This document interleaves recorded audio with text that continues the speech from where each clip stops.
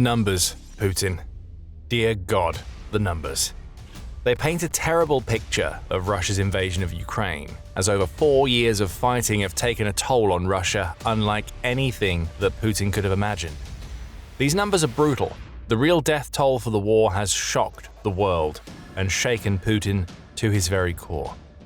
What Putin is overseeing right now is a wholesale change in what makes Russia what it is, as his war worsens a demographic crisis that was already well underway.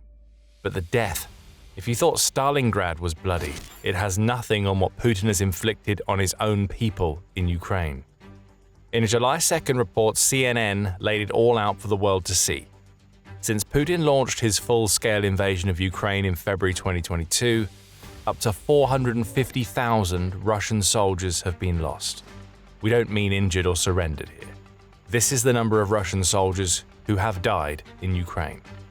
That's an average of about 110,000 dead per year, give or take. And when you add other types of casualties, such as those wounded or captured, the numbers get worse. Putin has overseen 1.4 million casualties and counting on Russia's side, with the war costing Russia and Ukraine as a whole more than 2 million people. That's another slice of bad news for Russia.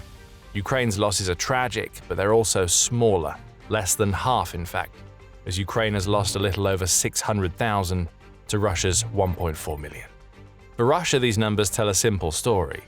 1% of the country's entire population dead, injured or captured for a war that is still nowhere near achieving Putin's goal of conquering Ukraine. Some areas of Russia feel these losses more intensely than others, which only goes to show Putin's combination of bias and callousness. The jewels in the Russian crown, such as Moscow and St. Petersburg, have been protected from the war as much as Putin could possibly protect them. Of course, both will have provided soldiers, however the bulk of the Russian recruits fighting and dying in Ukraine come from poorer areas and locations that contain large numbers of ethnic minorities. There are stories of entire towns essentially being wiped out in Russia, not by Ukraine and its drones, but by Putin's never-ending thirst for more soldiers. The Guardian reported on one of those villages in March, following a story of a Russian woman named Alina as she made the journey from the town of Syktyvkar to her home village of Kerchomya. "When I go out for a walk now, I barely run into anyone," Alina told the outlet, adding, "Over the past 4 years, my village has become deserted. The men are all fighting in Ukraine." Kerchomya only had a population of 700 to begin with. It's unlikely to survive Putin's war. This is a story that has played out all over Russia's poorer and more remote regions, as the Kremlin offers insane amounts of money to poor people who had never dreamed of earning so much. All they have to do is sign up and die in Ukraine.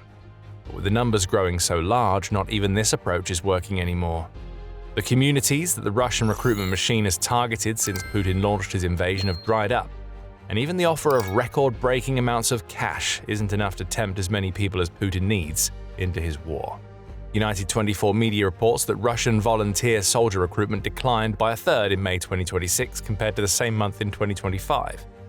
And some Russian units on the front are now being manned at 30% or 40% of their strength. This isn't a one-off. Russia is recruiting about 27,000 soldiers per month, at a time when its monthly casualty rate has ballooned well beyond 30,000. "We have no people here. The fools willing to go for money have run out," one unnamed Russian soldier says. "So it's either mobilization or deal with loss of face." The last thing that Putin wants to do is mobilize. He knows just how severe the outcry would be if he did, but he's running out of options. The Ukraine war has become too costly for the approach that the Kremlin is currently taking to keep up. Russia is currently losing 8 soldiers to every 1 Ukrainian casualty. On the death side of things, the 625,000 estimated Ukrainian casualties include 150,000 fatalities. Russia has lost 3 times that many soldiers to death, along with well over double the overall casualties. It's all too much. Not even Stalingrad was as bad as this for Russia. Stalingrad was one of the bloodiest campaigns in Russian history. Many in Russia both mourn the sheer number of losses in that battle and laud it as one of the greatest examples of Russian will overcoming the enemy.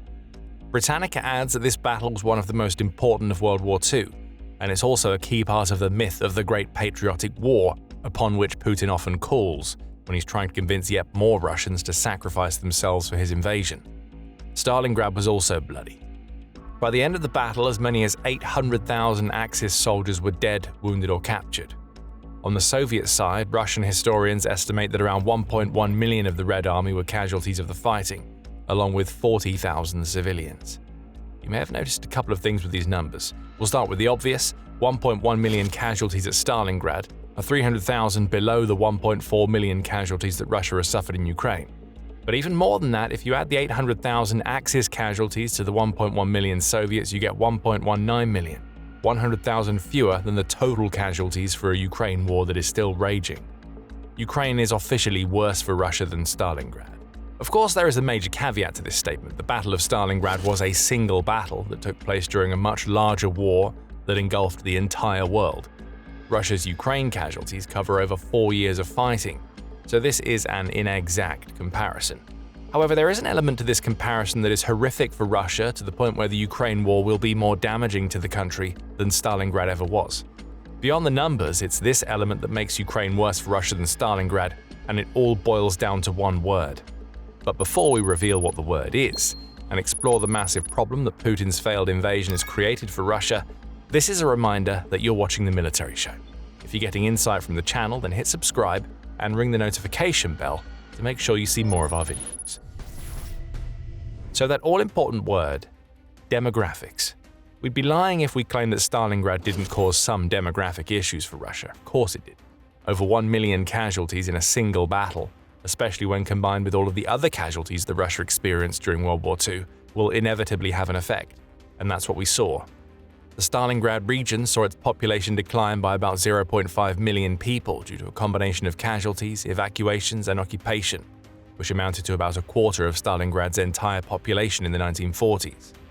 The ripple effect from this demographic issue pushed into the surrounding regions, but it was still somewhat localized. Russia itself didn't face a mass demographic crisis as a result of the massive losses at Stalingrad. But the losses in Ukraine are different. Not only do they now exceed Stalingrad, but they are plunging all of Russia deeper into a demographic black hole that it has already been sucked into before the war began, and has now become inescapable due to Putin's foolish desire to keep his invasion going. And it will only get worse from here. Stalingrad is over. The Ukraine war isn't. Russia's 1.4 million casualties need the words "and counting" thrown in. Heck, based on Russia's loss rate of more than 30,000 soldiers per month, including 39,490 casualties in June alone, we'll be saying about 1.6 million losses by the time that 2026 is through. Putin isn't just presiding over larger losses than Stalingrad. He's feeding a long-standing demographic crisis from which Russia may never recover. This crisis isn't anything new. As far back as 1976, a French demographer named Emmanuel Todd delivered a prediction that what we now see in Russia would come to pass. He claimed that the Soviet Union, which was still a monolith in the 1970s, would collapse within the next 10 to 30 years. That collapse happened bang in the middle of Todd's projected timeline, and it brought with it another problem that the demographer highlighted. The Soviet Union's rising infant mortality rate, increasing numbers of suicides, and several other issues all pointed toward a dysfunctional system that would wreak havoc on Russia's demographics in the coming years. Again, Todd's predictions came true. In 1992, which is the year that followed the dissolution of the Soviet Union, Russia's population began a period of negative growth, in which the number of people who died exceeded the number of births, combined with population increases due to immigration. That was a first in peacetime-era Russia, and it set the stage for a demographic crisis that rages worse than ever in Russia to this day. By 1999, Russia's birth rate was just 1.18 children per woman, which was nowhere near enough to keep up with the nation's peacetime death rate. Fast forward to today, and Russia faces the same challenges that it faced in 1992: too much death and not enough births. Russia's birth rate has recovered somewhat since the terrible days of the 1990s, but it's still nowhere near the 2.1 births per woman that are needed to maintain a stable population size. And though better than 1999, Russia's birth rate is falling again. It has been for a decade. 2025 marked the 10th straight year of fertility rate declines, as Russia's women had 1.374 children per woman. This isn't enough for Russia at the best of times, but it's especially not enough now that we've seen so much Russian death in Ukraine since February 2022. This is the true legacy that Putin will leave, and the reason why Ukraine is now so much more damaging to Russia than Stalingrad. It's not just the numbers on the surface, it's the impact of the war that will be felt by Russia for decades afterwards. Putin is well aware of Russia's demographic crisis. He has been since he rose to power in 2000. The 2020s alone have seen Russia's president try increasingly desperate moves to convince Russians that they should have more kids. In 2020, Putin promised tax breaks for larger families as he tried to push Russia's birth rate from 1.5 to 1.7 per woman. State funding for new mothers was also promised, which was something that had previously only been provided to families that had at least 2 children. There were also promises of free school meals made. None of it worked. But Putin and his Kremlin cronies keep on trying. The methods have grown increasingly bizarre. The week talks of strange campaigns which include erecting pink banners in Moscow that contain the phrase, "Still haven't given birth," in what seems to be an attempt to guilt childless women into pumping out some kids. Russia's Ministry of Education has publicly announced that it wants to create conditions for romantic relations in schools in what we can only assume will be a program of anti-abstinence for children who absolutely shouldn't be having kids of their own. Back in February, Putin called on Russian businesses to encourage their employees to have more children. We don't know how they're supposed to do that. Put on gloves and guide the man's… No, let's not even finish that thought. Putin has also called for families of 3 children by the age of 35 to become the norm in Russia, rather than an outlier, as though his saying it will magically lead to a frenzy of childbirth in a country that has had a birth rate problem from the moment the Soviet Union dissolved. You could even point to solving Russia's population problems as one of the reasons why Putin launched the Ukraine war in the first place. After all, if Putin's special military operation had succeeded in subjugating Ukraine in days as it was supposed to do, that would have been around 40 million people added to Russia's population, by Putin's reckoning. We even see evidence of Putin trying to use the Ukraine war as it stands today to solve Russia's demographic issues.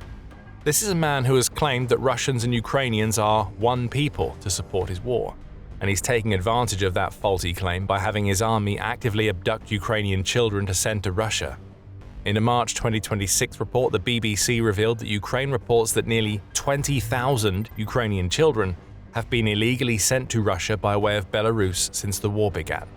The United Nations Commission has the number at 1,205 confirmed cases, and it says that 80% of the children it identified haven't been returned. This is Putin's twisted logic. Steal Ukrainian children to make up for Russia's demographic crisis. But the irony is that Putin seems blind to the fact that the war he started is now the main reason why Russia stands no chance of recovering from this crisis. 1.4 million casualties and 450,000 dead are pretty obvious numbers to cite. Soldiers who die can't go on and have more children. But put yourselves in the shoes of an average Russian family right now. Would you want to have any kids?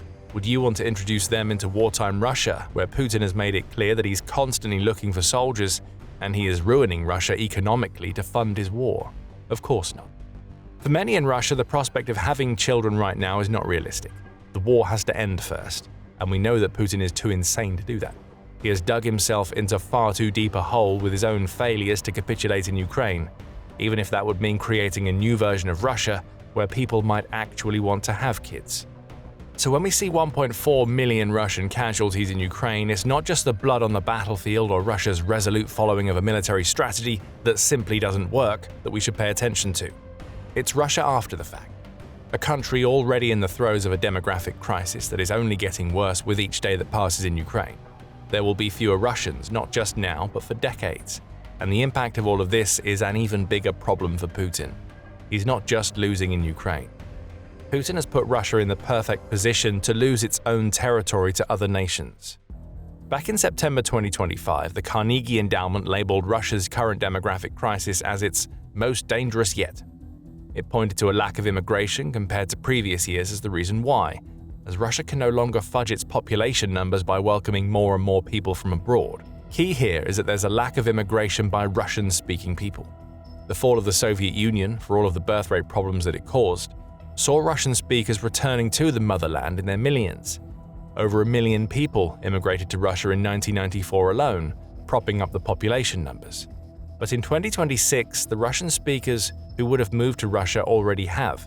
That's a crutch that Putin can no longer lean on. A lack of immigration is a problem for Russia, but so is too much immigration. Sounds paradoxical, right? But it's true. As the population of ethnic Russians falters, immigrants from other nations are not only arriving, but they are setting the stage for Russia to lose territory, especially in the far east of the country. The vastness of Russia, which has so long served as a military advantage, has become a weakness now that Putin has Ukraine war tunnel vision. According to an April report by the Jamestown Foundation, Russia is trying, and utterly failing, to fight against demographic collapse across Siberia and its easternmost frontiers in the Far East. The number of people in Russia's Far East has declined by 10% since Putin first became president in 2000, and is projected to decline by a further 8% by the end of the 2020s, the foundation claims. The Far East is being emptied of Russians, and it's being filled up by the nation that gave so much of this territory to Russia decades ago, China. Under the Treaty of Aigun in 1858 and the Convention of Peking in 1860, China gave up over 1 million square kilometers of territory to Russia, including large portions of what are now Russia's Far East. Many in China think it's about time that this territory was reclaimed, and Russia is playing right into their hands. In 2024, GIS reported that Russia has allowed China to start developing the Russian Far East, going so far as to set up a couple of special economic zones for China to encourage this investment. Putin has weakened Russia's grip on his own territory by allowing his country to become completely dependent on China. Siberia alone accounts for 13.1 million square kilometers of Russia, and it's woefully underdefended after Putin pulled out so many people to fight in his war. Could China invade? It could, though it seems unlikely. It would certainly be easier for China to take Siberia than it would be to take Taiwan, the Hill argues. But an invasion might not be necessary. China could simply keep making Russia more dependent on Beijing to prop up Putin's war, all the while creeping into the Russian Far East to the point where the territory can't operate and loses massive amounts of investment if China pulls out. A stealth takeover of sorts, and one that is only made possible because of the demographic crisis that Putin has accelerated with his insane war in Ukraine. And there's nothing that Putin can do about any of this. Not even ending the Ukraine war helps. Russia's population is believed to have peaked at about 146 million in 2020, and it's on an inescapable downward spiral for the next few decades. Russia will likely lose 300,000 people per year every year until 2050, more if the war carries on. And it's hard to see how Russia will recover for the next century afterward unless there is a wholesale change in its society that makes people actually want to have kids again. That change won't come under Putin. It's probably unlikely that it will change after Putin. Russia is stuck. So when we look at casualty counts that are worse than what Russia experienced in Stalingrad, what we really see is a blood-soaked crystal ball that gives us a glimpse into Russia's future. Whether it wins or it loses in Ukraine, Russia has decades of population pain in its future. As for that plan to solve the problem by stealing Ukraine, that isn't going too well. In Crimea, which Russia illegally annexed in 2014, a mass exodus is underway. Thousands upon thousands of Russians are trying to get out, which is the opposite of Putin's goal of absorbing Ukraine into Russia. You want to find out why Russian occupiers are engaged in a Crimea exodus? Check out our video.